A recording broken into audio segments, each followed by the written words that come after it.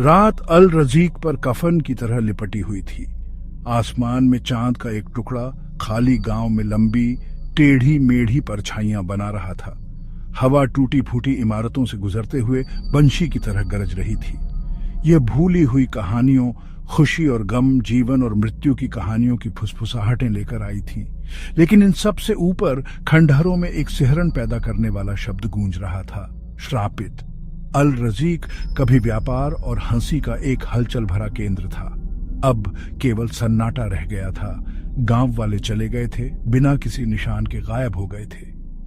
उनकी अनुपस्थिति हवा में भारी लटकी हुई थी, एक अक्षणीय डरावनी कहानी का एक मूक प्रमाण। गांव को नक्शों से मिटा दिया गया था। इसका अस्तित्व केवल फुसफुसाई कहानियों और प्राचीन विद्या के माध्यम से जाना जाता था। रजा मलिक एक प्रसिद्ध पुरातत्वविद अज्ञात के कगार पर खड़ा था। वर्षों की जिज्ञासा और खोज से भरा उनका अनुभवी चेहरा दृढ़ निश्चय से भरा हुआ था।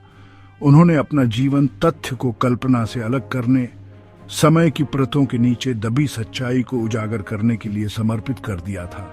और अल रजीक अपनी भयावह प्रतिष्ठा और फुसफुसाए हुए श्रापों के साथ एक ऐसी चुनौती थी जिसका वह विरोध नहीं कर सके। उनकी टीम, ज्ञान की साझा प्यास से बंधा एक विविध समूह उनके पीछे खड़ा था। आदिल, उनका वफादार प्रशिक्षु, विज्ञान का एक युवा था जो किसी भी ऐसी चीज पर संदेह करता था जिसे तर्क और कारण से समझाया नहीं जा सकता था। लीला, उनकी फोटोग्राफर, में एक कलाकार की नजर और एक पत्रकार की जिज्ञासा थी। वह अल रजीक के सार को पकड़ना चाहती थी, इसकी कहानी को तस्वीरों के माध्यम से बताना चाहती थी। और फिर हसन था, उनका स्थानीय गाइड। डर से भरी उसकी आंखें उजाड़ परिदृश्य के चारों ओर घूम रही थी। वह किंवदंतियों को जानता था, टिमटिमाते हुए अलाव के चारों ओर फुसफुसाते हुए भयानक किस्से। वह अकेला ही उस अंधकार में विश्वास करता था जो अल रजीक से चिपका हुआ था। एक जिन्न एक कुएं में फंसा हुआ। सच में आदिल, क्या तुम इस पर यकीन करते हो?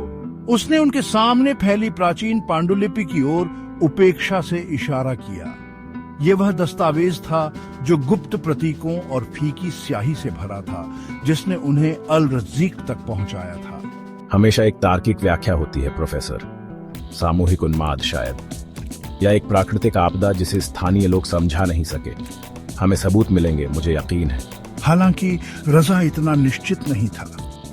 अल रजीक का सन्नाटा, भय की स्पष्ट अनुभूति, यह उनके तर्क के किनारों पर कुतर रहा था।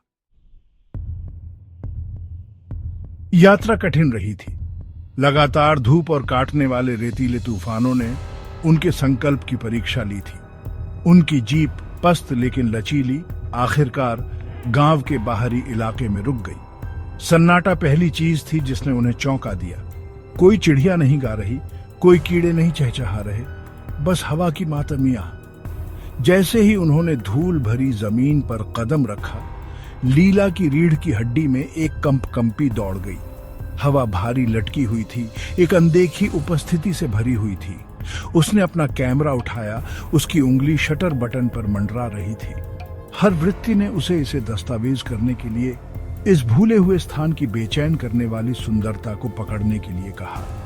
गांव के बीच में एक कुआं समय की मार के खिलाफ अकेला खड़ा था। इसका पत्थर का किनारा चिकना हो गया था, मान जैसे अनगिनत हाथों ने इसकी गहराई में सांत्वना या पलायन की मांग की हो।